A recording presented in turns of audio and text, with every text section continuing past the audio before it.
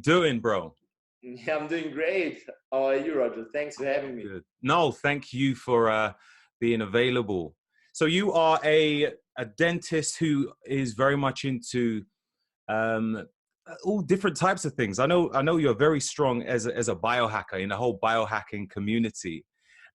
You're in functional medicine and probably a bit of a naturopath. Like, what is it you do exactly? You seem like you got your hands in everything. Like, give me a little introduction about yourself so everybody knows who Mr. Dr. Dome is. Yeah. So thank you. My full name is Dr. Dominik Nischwitz, Okay. and I'm a specialist for biological dentistry and ceramic implants. So I was in university, I was trained as a dentist, but I'm also a naturopathic and functional medicine doctor. And yeah, everything started basically 20 years ago with me being interested in optimizing my performance. That started with fitness, bodybuilding, and nutrition. That's why I have a lot of knowledge there. And yeah, you could call me basically an health enthusiast. And what I'm doing nowadays, to make it just easy, is like biological dentistry is more like the overlap of functional medicine, health optimization, biohacking, and high-tech dentistry, with not just the focus of being biting, which is the conventional dentistry, but the focus on being optimal health for body, mind, and spirit. And actually, this is really weird, but actually everything in health starts in your mouth. So Yeah, do you know what? Funny you say that. I've seen that a lot in your posts where you've said, yeah, mentioned a lot about health starts in your mouth. Now, some people believe that it starts in your gut, yeah, and some may even say it starts in your brain. Could you give us an overview as to why you feel it starts in your mouth? yeah, actually, that's true. The common belief nowadays or in functional medicine is more like health starts in your gut. And that's basically true. But if you see what is the entrance to your gut, it's your mouth. So basically everything that goes into your body has to go through your mouth. Even your whole microbiome starts in your mouth. Actually, everything when you get, it's like really weird a little bit, but if you come to earth, you go through the womb, you come outside, and the first thing that gets in contact with the microbiome of the mom, of the vagina, and then of the breast is your mouth. So this is where it all starts. And also, of course, you eat food every day. Food will be digested, pre-digested in your mouth by biting through the salivary glands, whatever, and then goes through here into your whole gut system. So it's basically the entrance to your whole body. So health starts in your mouth basically means, from a conventional dental point of view, the teeth are not really organs.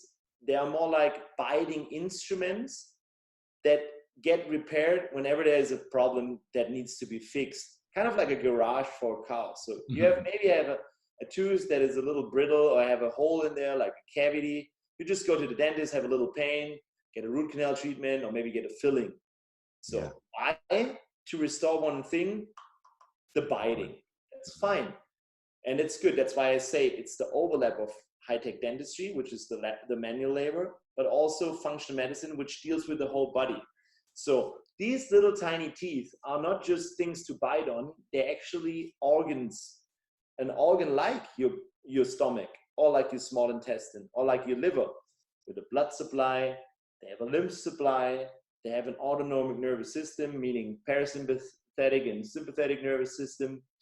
And this qualifies as a full organ. And those are 32 little organs on one of your major brain nerves, or cranial nerves, I have to say. And this cranial nerve is called the nervus trigeminus. It starts in the brainstem together with 11 other ones. And it takes about 50% of all the space in here. So it's pretty intensely important. And it goes here, it goes here, and it goes here.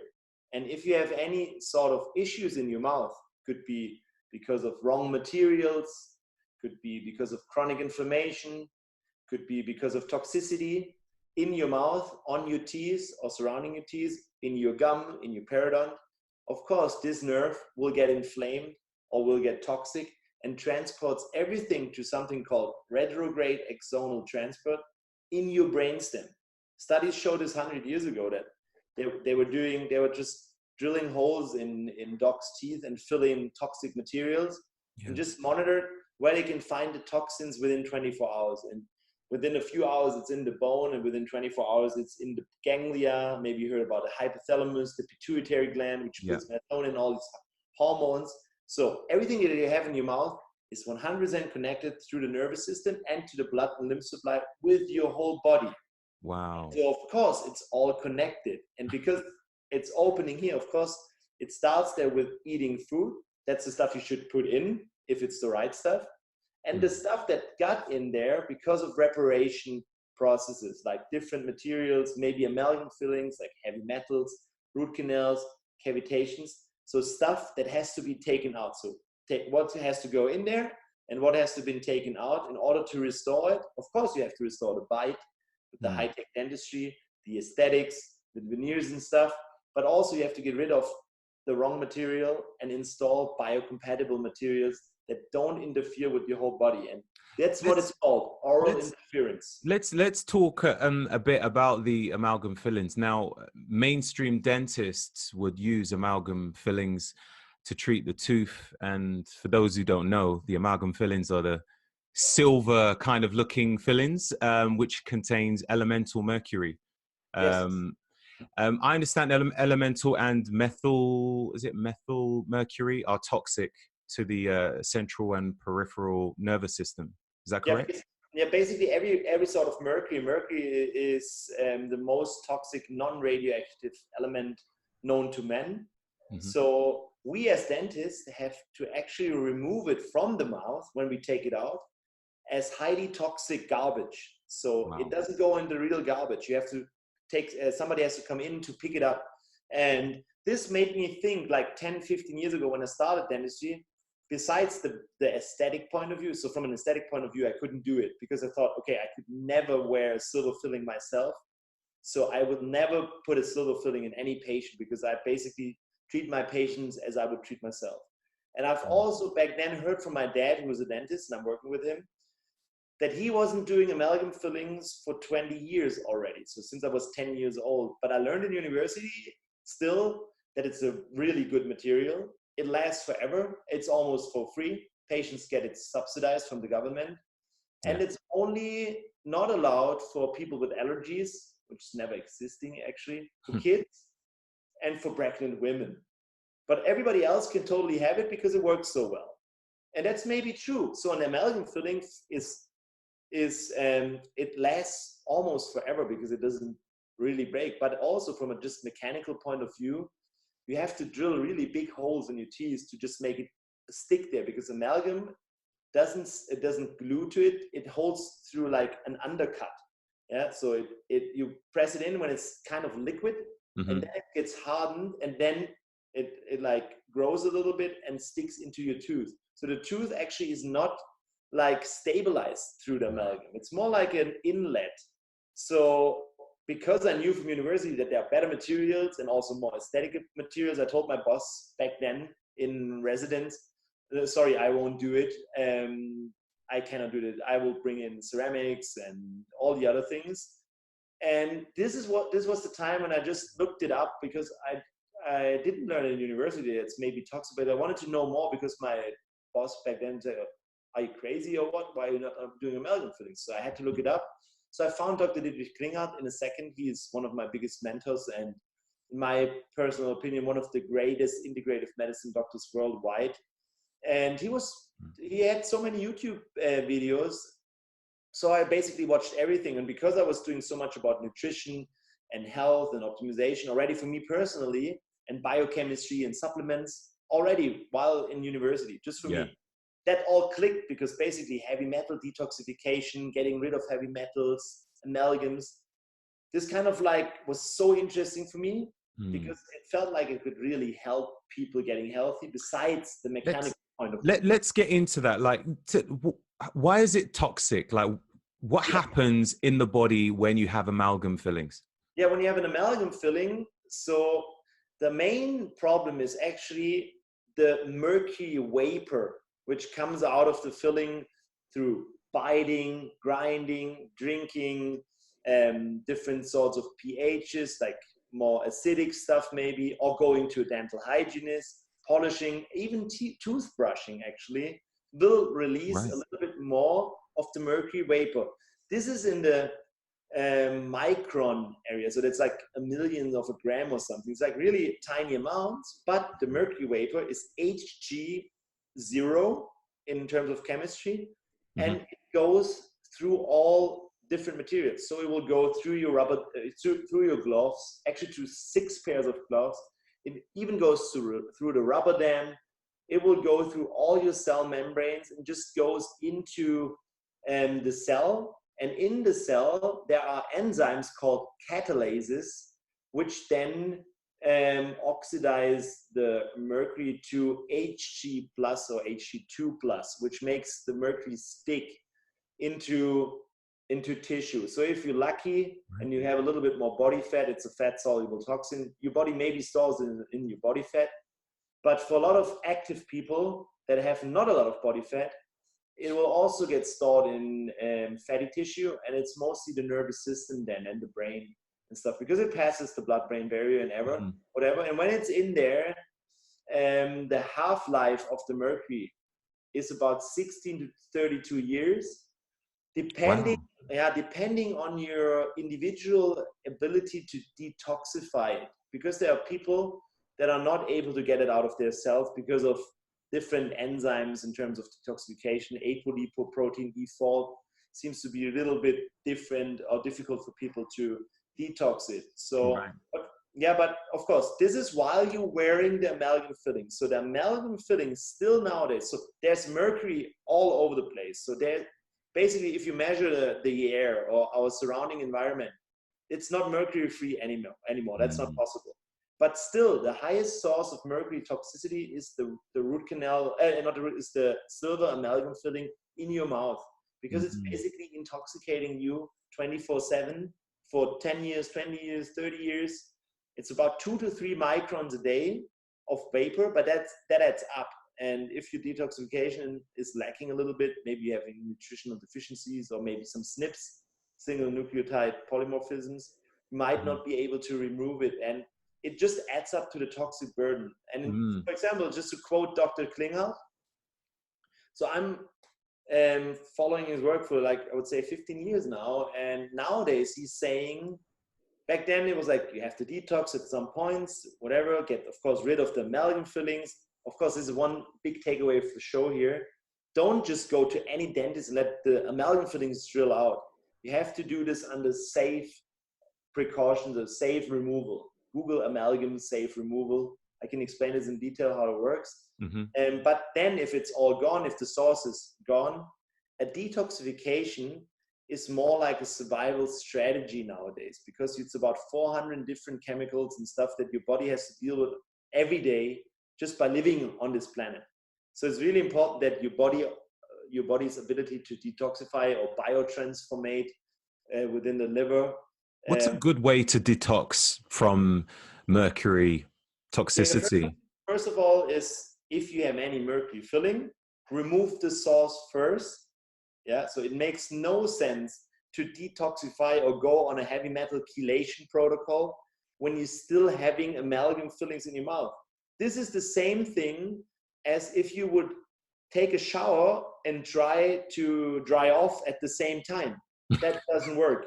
And actually, yeah, it's a really good visual, but doing this with amalgam fillings and at the same time trying to detox them is actually pretty harmful. You could really make problems in your body, because if you're not able to get the source removed, you maybe just take a little bit of the mercury and displace it somewhere else in your body. Just switch it over, because you cannot get rid of it. So first of all, take care of it. We will always remove all metals from your mouth, not just amalgam, under a safe removal. That is, you need to at least have a rubber dam. We use a special suction device called the cleanup. We have a huge, kind of like a big suction outside of the mouth of the patient, which sucks up 99% of the mercury vapor, which is also important for me as a dentist and my nurse to not get intoxicated all the time. Wow. Then, if it's removed, we will place a binder, mostly chlorella, in your cavity to help the dental tubules detox. Direct in the cavity? Yeah, before you place the filling, like just for 2 or 3 minutes. And yeah, we also try to not drill as much as possible. We just try to break the filling out so that where you don't really get the vapor, more vapor. So the goal is to remove it without intoxicating the patient more. Yeah, and then we most of the time just place a very neutral, temporary cement filling in most of the times. And first, before we all do this, we will have the patient start a lifestyle change by, of course, implementing the right nutritional protocol, which of course helps with detoxification and recovery, and the right micronutrients. It's called my food design concept, and it's also the micronutrient protocol, bone healing and detoxification protocol, which will just basically fine-tune or optimize your body's ability to detoxify better, because your body is doing this on a daily basis. It's just your liver doing this, and your small intestine is a huge detoxification organ.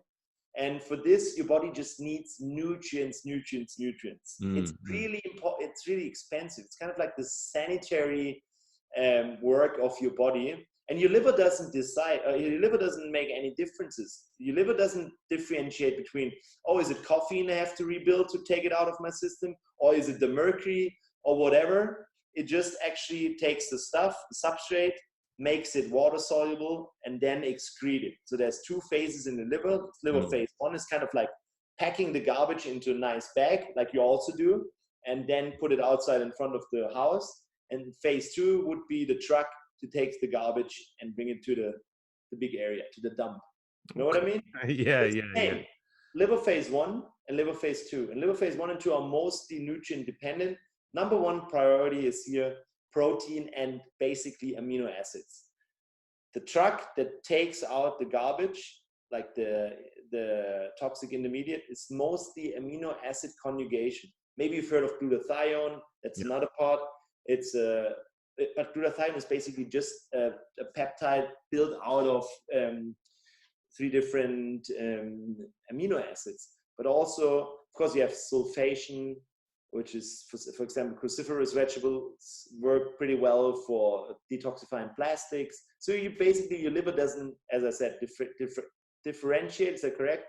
Between what it is it has to do. So it just does it if the right workers and nutrients and building blocks are available. So protein and amino acids is super important here. And of course, all the cofactors, which is probably the most important cofactor for detoxification, is magnesium. You just need huge loads of magnesium. It's how much, like, depending on, you know, body weight?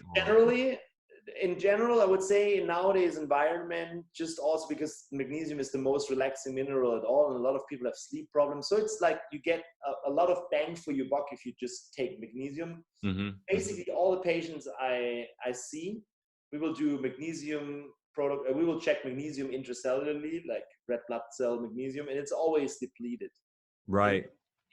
Because of our environment. So electromagnetic fields, for example, really deplete magnesium and will help calcium go inside the cell. So you need magnesium to relax. Would you say there's a certain minimum a person should have? Yeah, I would go with about, so that you have to see, the best form is an organic magnesium chelate. So, for example, magnesium citrate is probably the most abundant one, which I would use in general because it helps like almost with everything, with the citrate cycle, etc. You can also go with magnesium bisglycinate, magnesium malate, magnesium threonate. They all have little bit of different purposes, but compared to magnesium chloride or sulfide, they won't work as good orally. They actually don't work orally, more for IV. You go with a chelate, and then you just check that you have about 2 grams of the chelate, which is an equivalent to about 300 to 400 milligrams of elementary magnesium. So 2 grams of magnesium citrate is around about 400 milligrams of elementary magnesium. This is probably a good start for your daily magnesium intake. If you, however, have any sort of stress, for example, you know that you're going to travel, have a long distance flight, or you will sit in an office full of Wi-Fi the whole day, or you're in 5G doing a lot of phone calls, you have more stress because electromagnetic fields are actually opening up the calcium-dependent the voltage dependent calcium channels, which will bring calcium in your cell. Magnesium offsets this. So magnesium is the antidote for this. Then I would use more magnesium. So if there's a stress to your face, so we in our clinic, we use a lot of magnesium of course, in the oral preparation for the days of surgery. But when you're here in our clinic for the health optimization week, we will give you at least 3 to 5 IVs with high doses of vitamin C and high dose of magnesium and lots of other good things, just to help you with infection prophylaxis, and of course as an antitoxin, and also magnesium IV. We use magnesium sulfate. Is super relaxing and opens and dilates the vessel and helps extremely with relaxation, and of course later on with bone healing, bone building, and all the things we need for recovery. So I would say magnesium is one of the top priorities besides, so if it comes to nutrients, I would say protein first, protein, amino acids, but it's basically nutrition, it's food. Yeah. Magnesium is already a micronutrient, a mineral, so I would say it's in the top 5 together with vitamin D3, vitamin K2, magnesium, zinc, vitamin C, omega-3 fatty acids. Then you're pretty well established in terms of the basic nutrients. So this is not to do with like dealing necessarily with toxicity. You're just talking about on a basic nutritional profile for each person. Yeah, but this is basically what it does. You have to see food comes first. So food will help you get your organs running better, help you recover better, help you sleep better, if provided it's the right food, it's the right nutritional design. That's why I call it food design. So when you have that covered, you then check for other deficiencies which help you activate liver phase 1 and 2. Yeah, because your liver is there to detoxify. So you will just upregulate your own body detoxification by having the right nutrition, having less toxins from the outside, and increasing the minerals and trace minerals and B vitamins that you anyways need to biotransform every sort of stuff in your body. Because as I said, the liver doesn't differentiate. So of course, this is already detoxing. Yeah, your body works better in his sanitary work. And then you need binders, lots of binders. Why? Because if you increase the output of your liver, so your body needs to excrete the stuff. So it doesn't make sense to just detoxify it or biotransform it. Because after the liver, it will come into it goes into your gut system, and then it shouldn't be reuptaken by your portal vein and go back to the liver. So there should be some sort of sponge in your intestines to grab all these transformed material and then excrete it through the colon. Activated charcoal, would that be one? Activated charcoal is kind of like a get out of jail sure shot thing. If you're like super intoxicated, you can use activated charcoal for a few days. But there's a big but with the activated charcoal, right? And it's like taking everything with it, even all the minerals again, which you need for the detoxification. So I would go with more different or like more subtle binders that are more specific. So my total favorite is an algae called chlorella. Chlorella vulgaris is my favorite, provided that the chlorella has the perfect quality. Because chlorella in itself is just an algae that is there to bind toxins. So if it's already full of toxins because you have a weak source, it doesn't work in your body anymore. So you need a clean one which has lots of binding capacity for the toxins, and then you take a lot of it just to be a sponge in your stomach. And I like also bentonite, zeolite. So I'm mixing a few different binders, and of course the fiber in your food. Fiber is very important to help excrete all these things. All right. Well, let's move on. That's fantastic. Great information there. I'm sure we could go like further and further into this because I've still got lots of questions in regards to that. But, so we spoke about the amalgam fillings and toxicity. Also, let's look into root canals. I understand root canals is unhealthy. What's going on in the mouth when this procedure has taken place? That's a good question. Actually, I had some follower asked me this yesterday on Instagram, a bigger influencer I've seen. He had like no idea about root canals at all. So he's just like, oh, I'm having pain. Somebody told me a root canal is bad. What can I do right now? So that's a good start, because a root canal treatment from a dental point of view is initially a pain treatment. That means you have a huge cavity, why, whatever.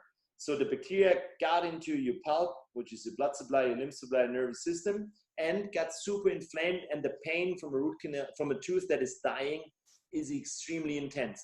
So the root canal treatment will help you get rid of the pain, which is perfect and amazing.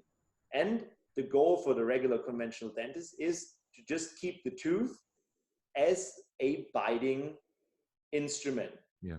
It will be there, but it's not an alive organ anymore. So you took out the blood supply, the lymph supply, and everything to make it pain-free. Then, of course, this tooth, if you look at it from an electromagnetic electron microscope in a tiny structure, one root, so for example, the incisor here is only one root.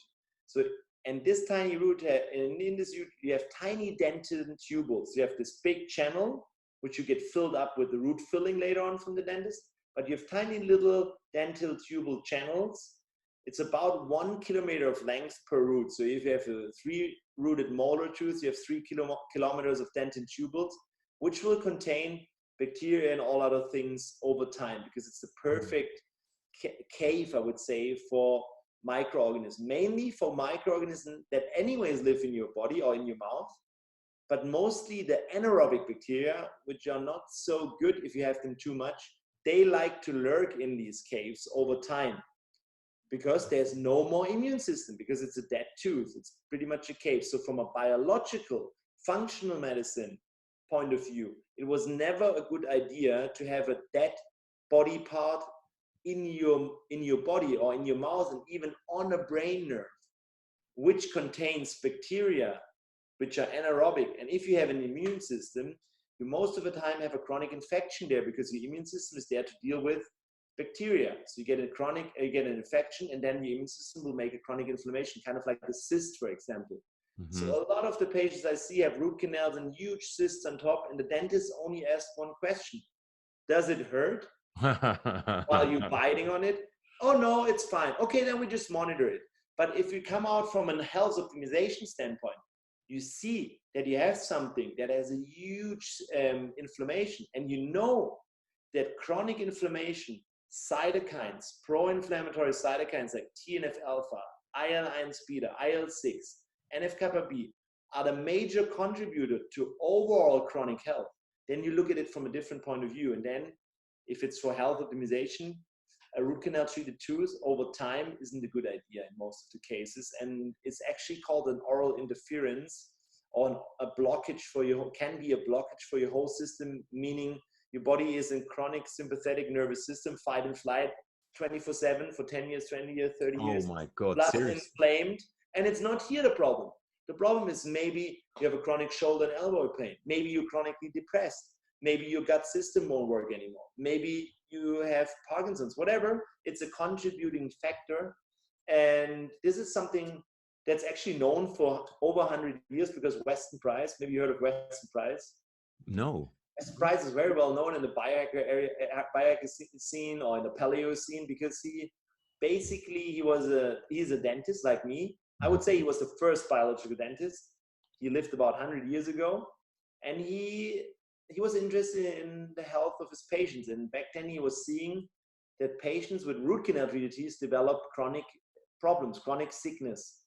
And he told the patients, hey, I'm not sure why, but these root canals seem to make you sick. Let's remove them. So he removed all root canal treated teeth and implanted those under the skin of rabbits. So he did lots of research.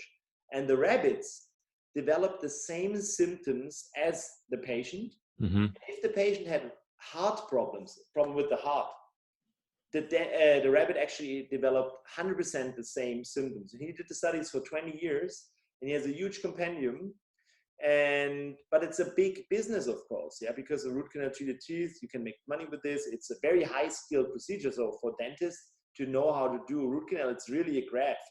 Mm-hmm. But they are not seeing the overall picture. That's what I'm saying. And I'm also not saying that every root canal is the root cause for everything. I'm just saying, if you want to be optimized and as healthy as possible, you need to look for these because they could be a source for your chronic inflammation or sleep problems, for depression, for just basically being in an overall inflammatory state. And also, by surprise, there's no direct sign. That's the thing. That's what gets yeah, me.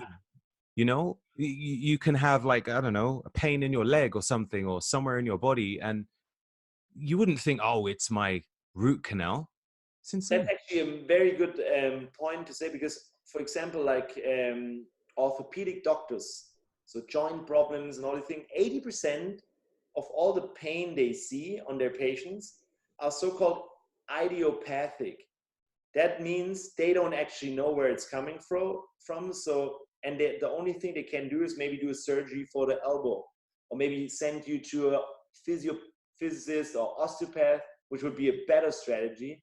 But if it doesn't go away, then you have to find the root source. And in this case, it's most of the time some interference being on your being in your mouth, stressing your your autonomic nervous system 24/7 and making problems. So shoulder, elbow point problem, head and neck is extremely connected to your teeth.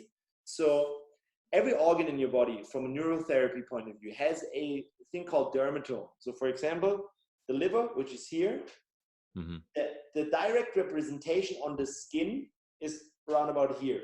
It's called a dermatome. That's just an anatomy term. But the organs in your mouth or in your brain, like the teeth, the tonsils, and the sinuses, they don't have a dermatome. They only have a myotome. That means not the area of the skin gets stressed, but muscles get stressed. And in this case, it's muscles C1 to C4. And if you know anatomy and how all these nerves come out of C1 to C4, of course, if everything gets cramped up in here, you cannot move your arm. And for example, I could never contract my pecs and my biceps. I don't know why. I didn't know why that wasn't working, because I knew every muscle that I was able to contract will grow. So I had huge shoulders and back and everything, but a weak chest. So I found out that I had these cavitations, which is a topic we didn't touch yet, because they removed my wisdom teeth when I was 14. And the cavitation area is small intestine, heart meridian, and autonomic nervous system. And it's a little bit connected to the liver. And it's of course connected to C1 to C4. So I was always a little bit like this tense. So my traps were too tight in like the scalene. So plexus brachialis, where all the stuff comes out for your arms, wasn't working because it was just like cramped. So when we got rid of this, like let's say 3 days later, I could contract my biceps and my chest so they grow. So that's amazing. And I always learn everything also on my body. So I will always, because I'm super extremely body conscious. Probably everybody who started with fitness, bodybuilding and this, and probably everybody in the field of biohacking, and I'm doing this for 20 years, I told you, and know how fine-tuned my body is, so I can feel everything. I can even feel if my spine is a little bit twisted. It goes on your nerves, I know, but it will help you find tricks and solutions. That's how I learned all these things. So that's truly amazing stuff. And you will see a lot of your followers, and also maybe the people you train, they have some weak areas in their body and are stressed, or maybe having a lack of testosterone or sexual hormones or high cortisol. You've probably heard of this a lot, like chronic fatigue, high cortisol. Those are the usual suspects on my chair, because if you have any sort of chronic inflammation in your body will produce chronic cortisol all the time, just as an anti-inflammatory. And over time, you will deplete. And you know that if you produce cortisol all the time, you're not able to produce sexual hormones, because your body steals the precursors. It's called pregnenolone steal. So again, you will see the overall picture of how your mouth is actually connected to your whole body. And an endocrinologist, the endocrinologist knows that the hormones get produced here, maybe in your hypothalamus pituitary, but they will be produced in your adrenal glands and then work in your whole body. Of course, an inflammation inside your jawbone on the trigeminal nerves does the same thing. It works in your whole body. But this is where the information lacks in between high-tech dentistry and functional medicine. And that's where I'm coming in. Because I connect all these things with the goal of optimal health. So studies are there. You just have to know all these things. You have to know about immunology and all these things. For yourself, I mean, it's something. It's great that you have taken it upon yourself to learn about this so that you can help your patients. But people, just the general public, where could they find information themselves just to know how to check if there's signs that there's cavities, which is a direct link to another part of their body causing an issue? So about a year ago, there was this movie called Root Cause, like ROOT cause. It was on Netflix, and it was about a guy, kind of like a biohacker, who had chronic issues with his body. And he was basically doing everything: lifestyle, nutrition, shamanism, nature, grounding, red light, HBOT, vitamin C, you name it, everything you know from the field of health optimization. But he still wasn't superhuman. He should have been. And he figured it out for over years and years and years, and finally got the biological dentist, and he found one root canal tooth on his kidney bladder meridian, removed it, everything fall into one place. This movie was actually very good. It's just a documentation. It's not super scientific, but these idiots took it down because 200,000 dentists and odontologists who do the root canals petitioned against it. Oh, you not find it on Netflix anymore. It's censored there. But you can actually look at this movie, Root Cause, because it's for the layman. I've also, of course, written the book here. It's All in Your Mouth, which is written for the layman, where you can find a lot of things about biological dentistry and also about the nutritional part and how it's all connected. And the thing you asked, the chart, this chart here, it's in the book. This is how your teeth, this is the upper jaw and the lower jaw, are connected to the whole autonomic nervous system. It's a meridian. Amazing. Yeah, right. You can find this also, like all my articles. You can check my website, and maybe you have it in the show notes later. I don't know. Yeah. I'll ask you for all those details. But in my Instagram, Dr. Dom, there's a link tree. You will find everything for free there. And in one of the articles called Root to Disease, which is about the root canals, and on the last page, there's this chart also for free in there, so that you can just check. But you can basically do a lot of things. Like really, I can show you 1 second. I can show you a slide here, I guess. Can I? Yeah, I can. If it's okay for you. Yeah, all good. I know how it works. And for guys who are listening to this on iTunes or SoundCloud, he's about to show me. I will tell you, so you will hear, but I'll show you also a little chart, and it should work like this. Can you see this? Yep. Yeah. You see, this is my definition of optimal health. You will start with lifestyle, nutrition, food design concept. This all my patients get this, and it's 40 pages in the book. So diet and nutrition is really important because it supplies the basic building blocks. We will look for blood work. I have my own comprehensive blood work and a full structure for this. Supplement the lifestyle. So food comes first, supplement what's needed. So basically food first is the principle, but there are a few things that you need. And if you, for example, are vegan, you know that you need to supplement a little bit more. Here is one thing that's called remove the source. Remove the source of toxicity, of chronic inflammation. This is where the biological dentist plays a huge role, or any other sort of specialist who's able to remove sources, because you, for example, could have a titanium screw in your hand or in your knee, and it could be a problem. Then, of course, recovery. This is where all the biohacking comes in, like hyperbaric oxygen, all the IV nutrients we do, the peptides, the neural therapy, the red lights, the sauna, the ice baths, you name it, and nature and grounding. You can see on this chart, you basically be able to do almost everything on your own besides this. And this is where the Root Cause movie is so good to show you. Can you see me again? I see you. To show how you can do actually everything on your own. And this is really a challenge for all my patients. So I'm removing the source, and of course help a lot with recovery and give tools on how to prepare for the week and how to live your life after, because I will always take the time for surgery about 1 day, where we'll do the all-in-one surgery, it's called, where we remove all root canals, all metals, and replace it with ceramic implants like biocompatible materials.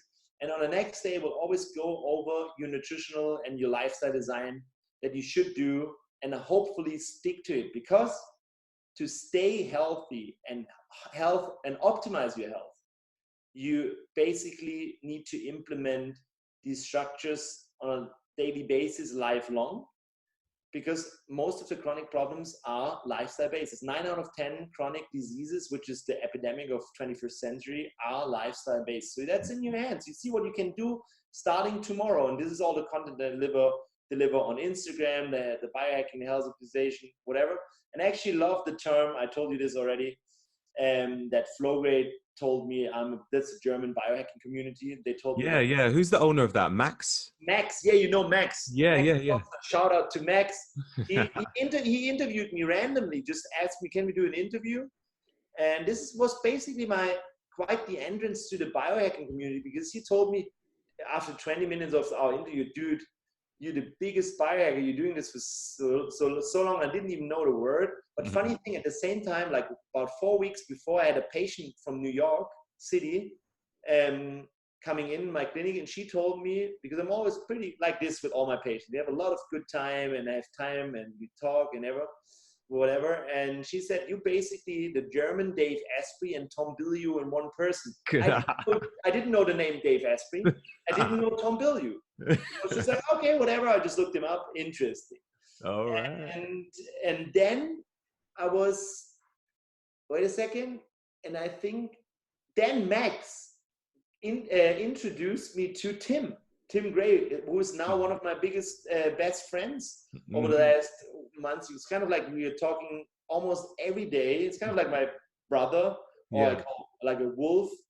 And he had this huge dental issues for years, and still haven't figured it out. And he just came over, and I did his full all-in-one surgery. And ever since then, we're like doing a lot of things together. And he coined the word health optimization. That's when I met him on the Health Optimization Summit, when we also met, Roger.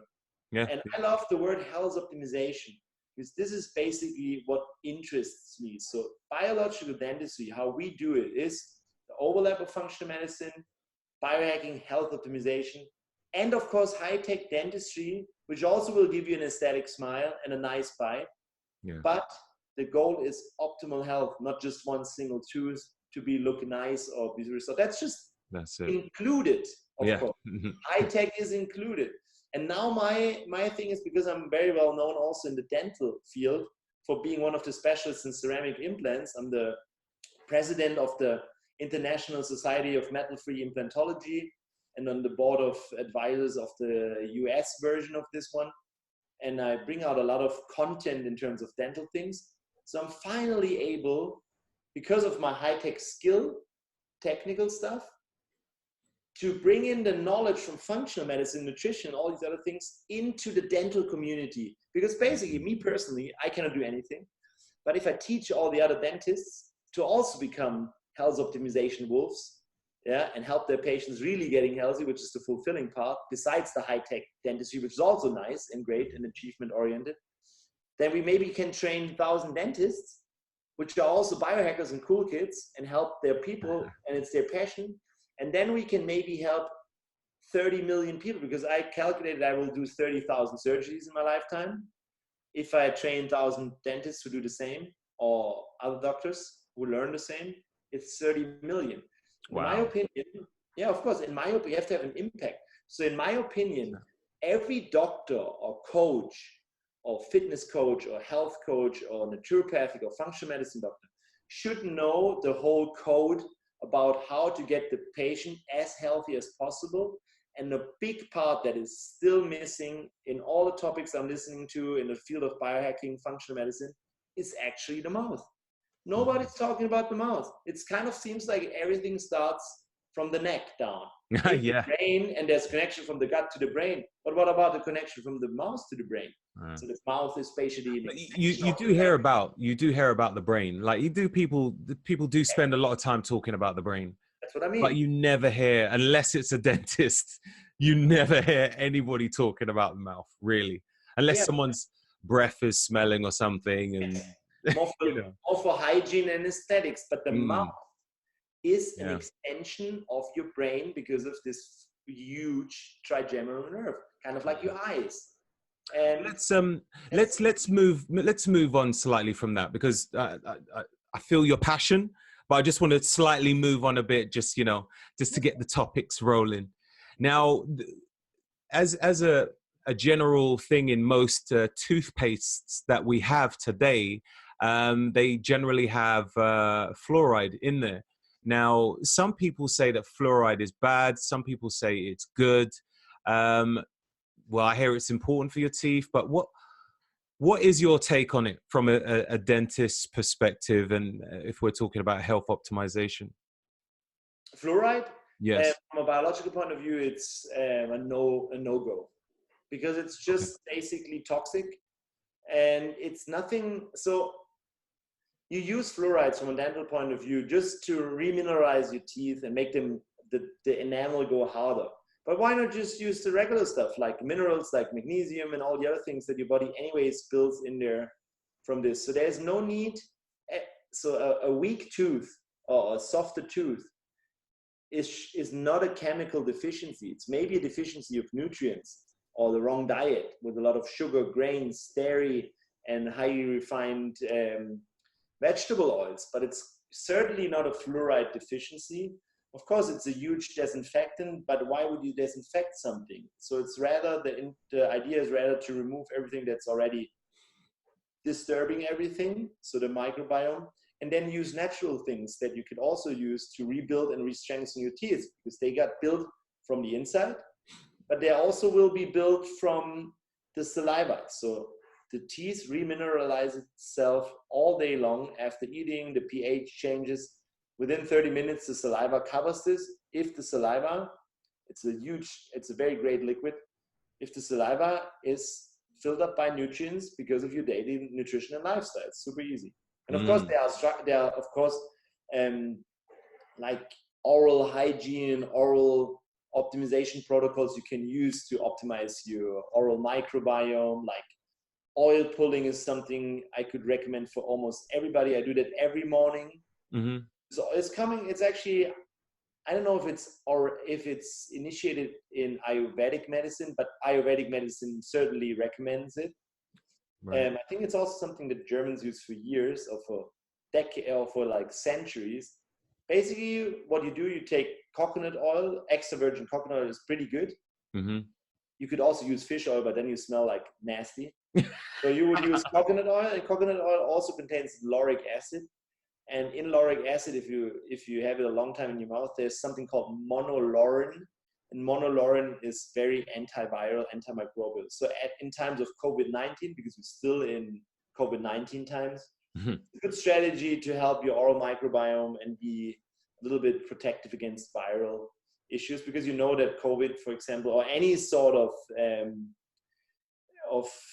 coronavirus lurks in your mouth and in your sinuses for at least 6 days until they break out. So if you use something like oil pulling, so take the coconut, like let's say a tablespoon of coconut oil, extra virgin, in your mouth, swish it around gently, suck on your gums for 5 minutes, and then spit it out. You can enhance the whole procedure by putting a little bit of peppermint and oregano oil within the coconut, and then spit it out is most importantly, because then you will have in the fat soluble toxins, but also a lot of viruses and stuff that you just spit out, and clean your oral gums, help your gums, and clean your microbiome a little bit. Amazing. What would you suggest is a good thing to brush your teeth with? So is there any natural ways to brush your teeth? I personally just use a toothbrush. You could use a bamboo toothbrush. Mm-hmm. I actually use an electric toothbrush. I don't know the word in English. Electric toothbrush. Yeah, is it electric toothbrush? Yeah. Yeah. And I've got one. I just like how my teeth feel after it. They just feel more clean, kind of like a professional cleaning. And I only brush my teeth once a day. And okay. Once a day. I actually mostly do it in the mornings, mm-hmm. Just because of the smell and the breath. Right. And I like to do the oil pulling at night, but you can switch it around. It totally doesn't matter. You could also start, like Ayurveda would probably start with oil pulling in the morning and then cleaning off your tongue with a tongue scraper. That's something recommended. I don't recommend flossing, actually, only if there's something stuck. So if you have natural teeth like I do, I don't have any fillings, I don't have any crown work, nothing. I don't need any flossing. Right. And because flossing, if you're not super gentle, most people just stick it into their teeth and then, and it always bleeds. Yeah. If it bleeds, you then have tiny little ruptures in your gingiva. What does it mean is that you get openings for the microbiome, like also pathogenic material, to go inside your body. This is kind of like leaky gum. Right. You heard about leaky gut? Oh, yeah. That's the same thing. Like leaky gut is just inflamed enterocytes and gut that break up. So undigested food and bacteria will go inside your cells without being controlled by the immune system. Imagine you have that every day in your gum. Same principle. I just call it leaky gum. Right, And right. it starts in your mouth. How long would that take to heal if you've ruptured it? Yeah, the good thing is your mouth heals so fast because it's like fast turnover tissue. I would say within a day it's healed. Okay. If you supply the right nutrients. Right. So if you like button down, then you don't. So yourself, when you brush your teeth, you just use the brush. Is that correct? Yeah, and of course I have lots of different toothpastes I'm trying and testing. Right. So it's all fluoride free. Actually, at the moment, I had a company send me in just to test a few tooth powders, just powders. And they contain actually a lot of Ayurvedic herbs, which I thought it was nice. If you could find the name of it and send it across to me, and let me put it in the notes for people to check out as well. Yeah. Yeah. Yeah, I actually have to find it. I don't know if they even exist. I just got it sent to test and I liked it. But me personally, we have just toothpaste without fluoride and everything. And it's just you can actually find them at the most, let's say, organic supermarkets maybe. Most of the time they're not perfect. I would design them differently because still some chemicals in there, but there are more and more companies coming out and bringing better materials because you don't need any chemicals. Because a regular toothpaste doesn't just contain fluoride. They are also white. That means they contain titanium dioxide, which is a strong, it's basically a metal or ceramic metal that, it's a ceramic actually, that makes everything white, but it's an immune system irritant.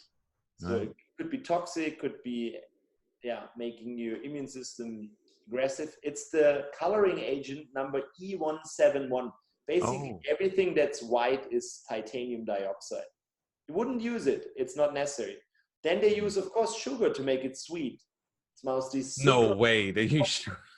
Yeah, or sugar derivative, like a sugar alcohol, something like maybe they use sucralose or something like this, which it's not that healthy. And maybe also sometimes they use a little bit of a sweetener. And that would be like really weird because you know that sugar is not the best thing for your teeth. No, of course not. Something sweet actually also is not so good because it will raise some insulin.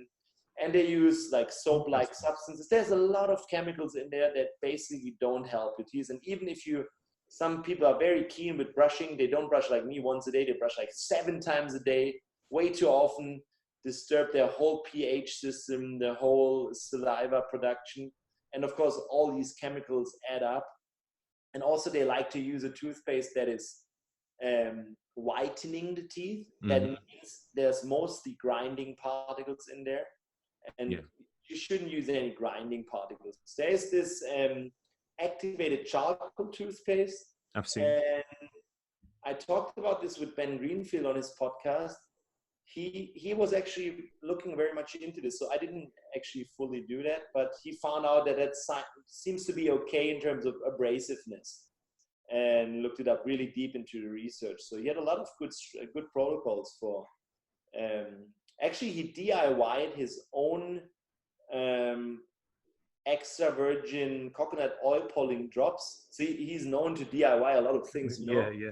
And he just had his little molds where he will heat up the coconut oil a little bit, like tiny molds where you can bake something with. For example, like a little bit of like a little tiny chocolate drop, like a mold where you could fill in chocolate, put in the freezer. He had these molds, he put in the coconut, like a teaspoon. He will add in a few of these essential oils, like maybe peppermint, oregano, whatever, puts it in the freezer and has them handy for every morning or every evening whenever he does the oil pulling. So he's really I kept that in my mind because I thought that's a very great idea. Oh, I've got to check out that episode.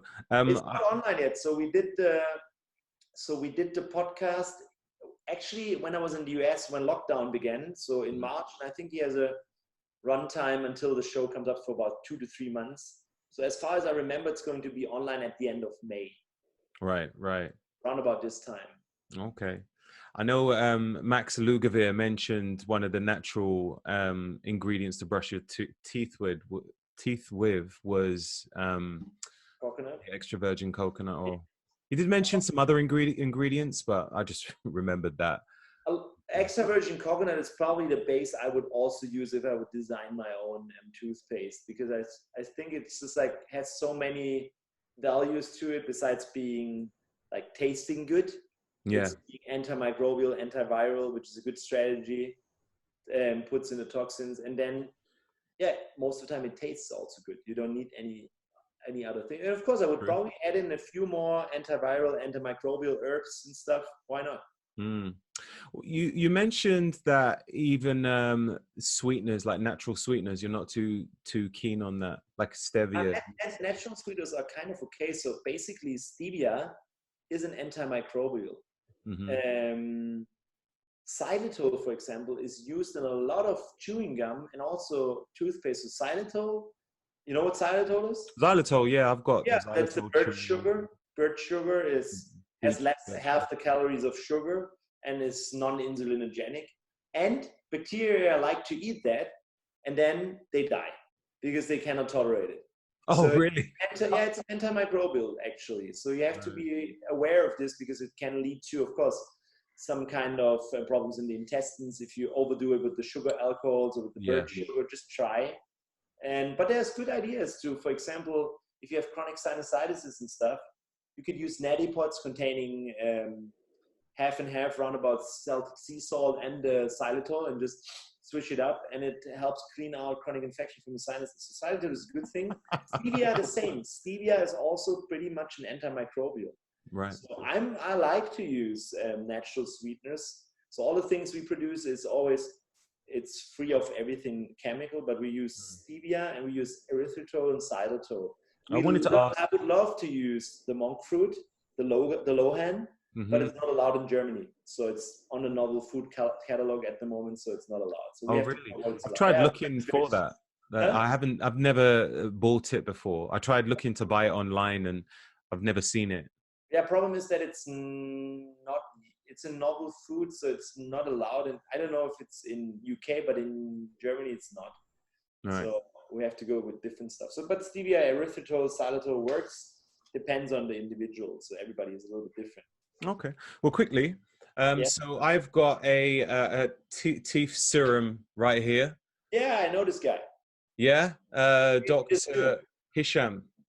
I'm going to be doing a podcast with him at some point soon as well. So this is serum on here. It says 100% natural plant bioactives, non-toxic biomaterials. What does it say on the back? I think he stands for this. So he gave me a few things on the Health Optimization Summit to test. And actually, I don't know if he also, did he have the toothpaste powders too? No, he had toothbrushes, which I was going to show you right here, made of bamboo. That's good. I like the bamboo. Yeah, very soft. Very important, actually. Huh? Soft is good. It's interesting because, I always used to think that it should be a hard toothbrush. No. Soft is way better. Just gently. And the stuff we both eat, we don't have to brush our teeth actually, because we don't have the fur on our teeth. Like if you drink a Coke, you have like this, I call it a fur because it feels like hair on your teeth within a minute. Yeah. Like lots of sugary carbohydrates, it sticks there within seconds. If you don't eat like this, you don't have it. So I don't really have to clean my teeth from food because my food is quite hard anyway. So they're all clean. There is no biofilm on it. I don't supply starchy stuff, and if it's mostly also good quality. So I eat a lot of course, the proteins, the healthy fats. I tried all different mindsets. I would say I'm metabolic flexible, and I use carbohydrates for sure for training and recovery, because they're very yin and relax your body and replenish, but I use them as needed. So kind of like medication, mostly after sports. And my favorite is the sweet potato collagen mousse. And sweet potato kind of like not sticks on my teeth. So that's it. So I don't eat any sugar. I don't eat any dairy. Dairy is pretty heavy in terms of biofilm production. And I was super allergic as a kid to dairy, didn't know. So I had chronic tonsillitis as a kid. So I don't know how many antibiotics I got when I was a kid, but extremely a lot. And they wanted to take out my tonsils when I was 16 years old because of recurrent chronic tonsillitis, like really with pus on top and really pain. Wow. And I always had this weird feeling and like overproduction, like my ears were clogged and my nose was clogged and I couldn't breathe only through my mouth. It was only from milk because of an allergic reaction of my immune system. So I stopped eating the milk and my tonsils are still in there. So that was the first context. So I don't do any dairy besides butter and ghee maybe. But I'm not even tolerating goat stuff, unfortunately. So I have to find alternatives for this. And there are lots of alternatives, no problem. But milk always gave me this feeling of having a milk taste afterwards. Felt like weird taste. My wife has it too. So within seconds, when I only also just a whey protein, I drink it and initially it feels like a fur and it feels weird. That's my immune system, just like trying to get rid of it in a second. I'm having a very good immune system, kind of like a little kid. When I have something, a virus, I get 40 degrees fever and I will be ready within 3 days, but I feel like shit when I have it. And I get that every 2 years maybe, just as a round up, clean out my house thing. But I never have like this 6 weeks of being a little bit of a drippy nose and stuff. I don't have that. So you probably don't.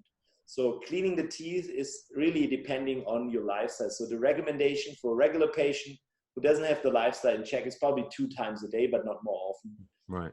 And still, I go with as natural as possible. I think Dr. Hisham is probably a very good start. Is it available in the UK? I think he's from New Zealand or something. Yeah, I think it's New Zealand. I don't know if it's available in the UK. Possibly, you could probably order it online, but I'll ask him when I do the podcast. Ask him, and I also like his drops. He had this little tiny silver box with the mints in it. Remember? Yeah, I've got those somewhere. I don't do any chewing gums because I didn't find the right ones yet. But I like these mints actually. But I believe that those are xylitol as well. Yes. They're fine. But they're very fun because I think he mentioned that it's actually good for your microbiome. Yes. It's an antimicrobial. No, cool. I wouldn't say it's maybe, I don't know if it's good for the microbiome, but at least it kills pathogens. So that's good. That's cool. It's always cool. If you have a dysbiosis or something like this, that's cool. So what about for people who might want to whiten their teeth? Is there anything that they can use naturally? Is there a healthy way to do it? So there's lots of DIY stuff on the internet where you could do it with activated charcoal. You could do it with, there's this garlic structure, but you would probably stink like hell. Activated charcoal toothpaste seemed to work a bit. I would not use the regular whitening toothpaste because they're mostly too abrasive. The general rule of thumb is just go to a specialist and let them get bleached. So what we do in our office is 2 options. You can have a in-office bleaching, which basically you go in, get a professional hygiene, and afterwards they bleach your teeth within an hour 30, and they as white as they can get. Yeah. The other version is you get made a splint, which you apply a little bit of a gel through the night, and you wear this for about 10 days. And then you have the nice color you want. In this time, you shouldn't do any like coloring foods or drinks. Got you. And then you have your nice white teeth. And whenever you think you need a little bit of a re-bleaching, you have those splints and can do this again, like let's say after 6 months. And if you have your nutrition, your minerals, and all the recovery tools available, it's really no big deal for your teeth and they won't die from this. So actually they get a little bit dried out and a little bit more sensitive, but if you supply magnesium, minerals, vitamin D3, proteins at the same time, you actually don't have any big problems. And oil pulling, no biggie. So it's okay. You can do this, but you should, in my opinion, you should do it with a specialist. All right, cool. If you do the DIY stuff, that's really not problematic, like really using garlic or maybe coconut oil with some activated charcoal, I think that's fine. But don't do any sort of like over-the-counter whitening stripes or paste. I'm not sure if that's not even more harmful. I've heard of people using like baking soda and stuff like that. Yeah, baking soda, that's a good idea. You could try. There are lots of recipes online. Right. So if a person has bad breath, what is that a sign of? Let's say, you know, a person brushes their teeth, but they still have bad breath afterwards. What's going on there? So there are two options. If you're having perfect teeth like me, it's mostly not from your oral cavity. It's mostly coming from more underneath, mostly from your stomach or your small intestine or your liver. So it's just coming up. It's called liver heat or stomach heat from Chinese medicine. It's more like a problem in your digestion. This is if you're having good teeth, but most people who complain about a weird smell or really stink, it's because of dysbiosis in your mouth, because of the stuff we already talked about. Having lots of different materials, having plaque, having chronic inflammation, having root canals, having all these sorts of things, metals, root canals, cavitations, and dysbiosis means the wrong bacteria, then it stinks. It's more a sign of chronic inflammation and toxicity then. Okay. You have to address the full thing then, like the all-in-one. What about, what's the correct way to brush your teeth? Is it up and down? Is it left and right, or is it in circles? I know that. Yeah, it's definitely not a hard brush in doing this. This leads to erosions, and people really grind off their teeth with this. So you really just gently do these circle movements, and it's always from the gum down. From the gum down. Like just brush like this. That's basically how I do it. Just gently. Right. That's it. And then you go up, out, in. You just have to think in outside, occlusal, inside, and the same in the bottom. And you're done in 2 minutes. I think I saw a video by Dr. Hisham where he was using his toothbrush on a patient, and literally it looked as if he was just brushing the gum, but lightly touching the teeth and going in a circular motion. Yes, you can actually also brush a little bit underneath the gum. If you have a soft brush that goes a bit underneath the gum, so the first 2 to 3 millimeters of the gum are open. It's called the, what is it in English? In Germany, it's called the biological width in English. And this is the sulcus where the fluid is in there. So an electric toothbrush will do that so an electric toothbrush, you literally just touch your tooth and it does everything like this and this at the same time and goes underneath your gum. So that's fine to do that. But don't do this. That really brush it hard from front to back. That's not a good idea. Yeah, I've been doing that for years, not going to lie. But it's, you know, I'm starting to do it lightly, circular motion. Probably because I got my teeth done and I really care about them, and I'm doing whatever I can to make sure that they last. Of course. One last question I wanted to ask was about plaque. Like, what's the difference between plaque and tartar? And how do we make sure we don't get it?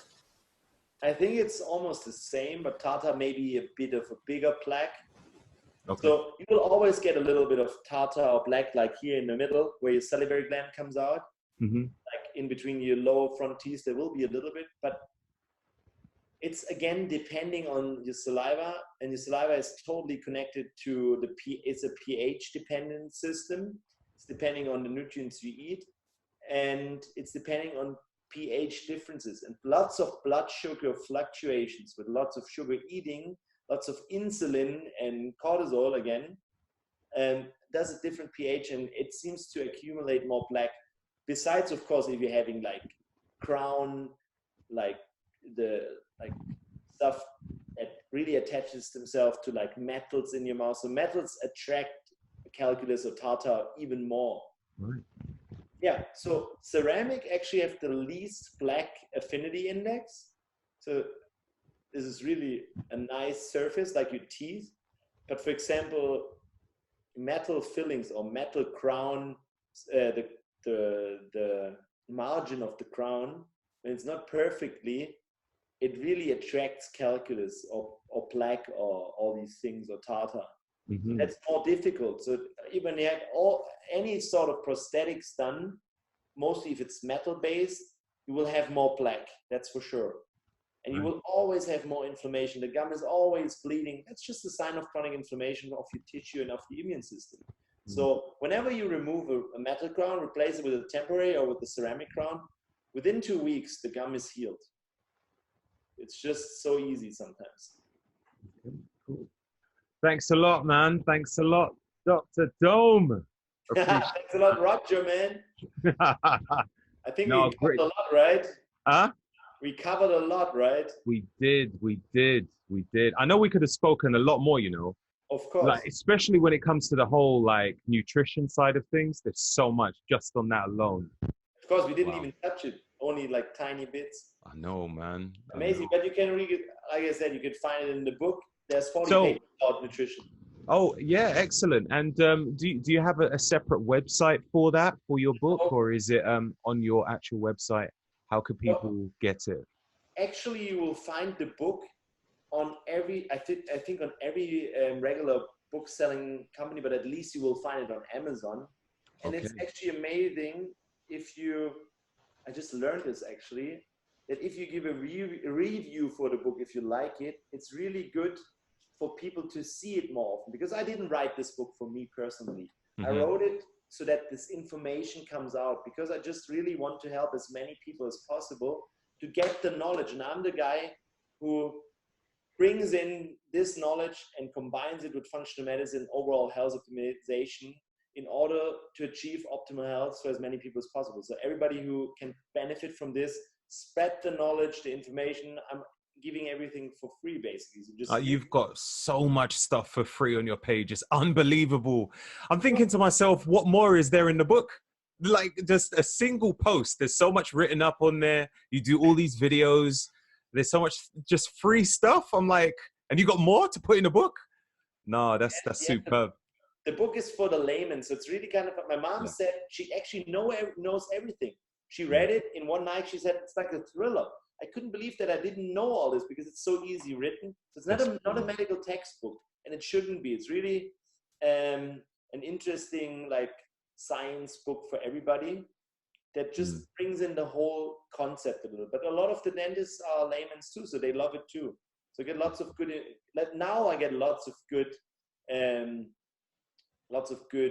feedbacks. When it came out in Germany a year ago, it started with a massive shitstorm with all my colleagues here in town. It's mostly the colleagues that have a little bit of a problem. I kind of compare it to the Matrix. If I'm being Neo, having swallowed the blue pill, suddenly all these, the Guardians come in. They took the red pill. If I talk about something that's slightly open-minded and maybe a little bit thought outside of the box, it made. I get like a 2-month shitstorm in the local newspaper where. No way, seriously? You cannot imagine. Like really, doctors with double title doctors, medical like they really got emotional, and really at the end they actually attacked my wife through Instagram. Like really, it was my for God. them, not for me. I never answer to anybody. I don't actually care. It feels weird, but I know it's not because of me. It's their problem. So I'm just there to help. That's it. That's it. I just continue to do this, and it seems to work, because I'm actually finally able to hang with all the great wolves and really spread the info all over the world, which is amazing and really fulfills me to help as many people. So am I going to see you at the Health Optimization Summit? Actually, yes. And actually, I'm going to speak as a keynote speaker on stage for Tim about this concept. You've been to the last one when we did the meetup. The last meetup before the lockdown, I think it was. Yeah, exactly. But yeah, man. And your talk then was brilliant. Seriously, with all your diagrams and stuff, breaking down like just everything we need to know what's going on in the mouth. But yeah, look forward to seeing you at the Health Optimization Summit, man. Yeah, that's going to be legendary. I can't wait for this thing. I actually also love these conventions because you meet so many like-minded people. And this is what I was always looking for. That's what when I say wolves, basically all the other game changers that have information as being specialists in the field of health optimization, all in one place, so many ideas. So that's really, I'm not just going there for the information. It's more like for the connection and hanging with the other wolves and changing something big time. And I think that's necessary because basically everything we need to know is how to be as healthy as possible. Immune system will work and no problem with any viruses and stuff. Fine? You know what I mean, right? Exactly. No, I totally understand. Definitely. So your book is on Amazon. Have you got an audio book at all? Is there an audio version? Not yet an audiobook. There's just Kindle and this. It's all in your mouth. Okay. Do you have a podcast? Me personally? Yeah. No, but it seems like I get a lot of questions if people can be on my podcast. I don't have any podcast, but because I bring out so many interviews, being a podcast guest, they probably think I have one too. Not yet, but maybe I could use all the content and start one because there would be a lot of information for podcasts already. It makes sense, bro. Seriously. Maybe it's a good idea for future, and I have to be like pretty focused, not get distracted by too many shiny toys. Because I have already so many different businesses and stuff to do. So you don't have to do it as frequent as some people. You know, you could do it, one a month is not much to ask of yourself, really. No, that could work. Maybe that's a good idea for this. Yeah, exactly. Well, thanks a lot for your time, man. So much golden nuggets you've shared today. What's your website? So the clinic website is DNaesthetics, DNAesthetics.de for DNA, like biologically, and health and aesthetics. And Dr. Dom1 on Instagram. That's probably where you find the most content that you can apply on a daily basis. And there's also the link tree where you will probably find everything. My YouTube channel is pretty good with all the information. It's filled up with all the podcasts and all the speeches I give. And we try to bring it out in English too. It's just my name, Dr. Dominik Nischwitz. So you will find me just typing in my name. I'll put it all in the notes anyway. I'll put it all in the notes. Just send me an email what you need and I will send you all the stuff. Yes, will do. Nice one, Dr. Dominik. Most appreciated, bro. Thanks, Roger. All right. You take care.